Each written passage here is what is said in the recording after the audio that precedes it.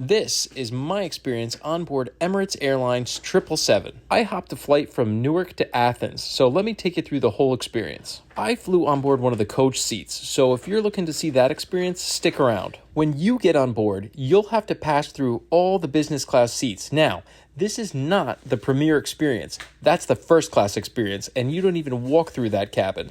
When you board, if you turn to the right, you'll be going with the steerage. If you turn to the left, that's where first class is. Now, as you get deeper into the aircraft, you'll get deeper and deeper into the coach seats. Now, there are only 3 tiers of service on board this Emirates aircraft. First, business, and coach. That's it.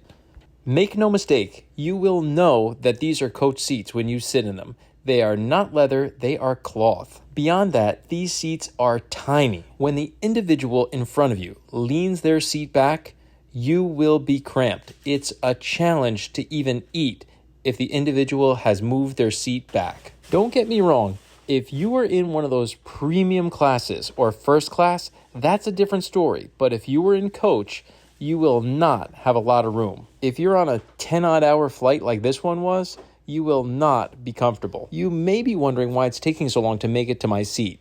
That's because I was in the last row of this aircraft, row 50. You might have noticed as I was walking down, the coach cabin is a 3-4-3 configuration.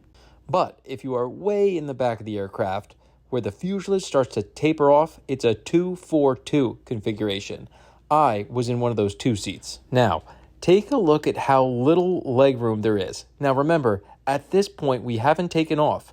This seat back has not been reclined yet. Now, it's true, I am 6 feet tall, but still, with someone not even reclined, that does not leave you a lot of room for such a long flight.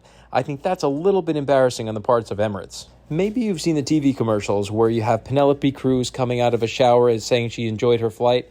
That's not so much the experience that you'll have in the coach cabin.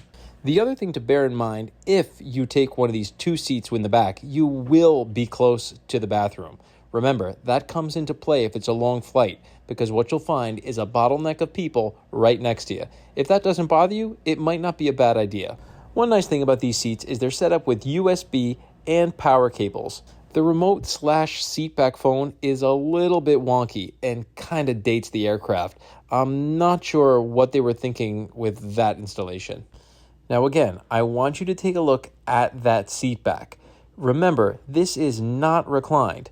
So if, again, the individual in front of you is reclining, it makes it very, very difficult to eat. When you look at the cabin itself, it is relatively spacious. But remember, these seats are really crammed in together in this coach cabin. If you measured it, the pitch cannot be far off from Spirit Airlines. But that's another story. Let's take a look at the meals. Now remember, this was a 10-hour flight, so 2 meals were served on board. Let's take a quick look at what was served. In addition to the roll, what I had was a rice pilaf with a chicken dish. Would I say it was the most appetizing in the world? It was okay. What follows here is the second meal. This was considered a breakfast, and you could take a quick look at what you had. Scrambled eggs, beans, and the like. Here's what it looks like when the seat back in front is reclined. That's a really limited amount of space. Sound off what you think of the Emirates 777.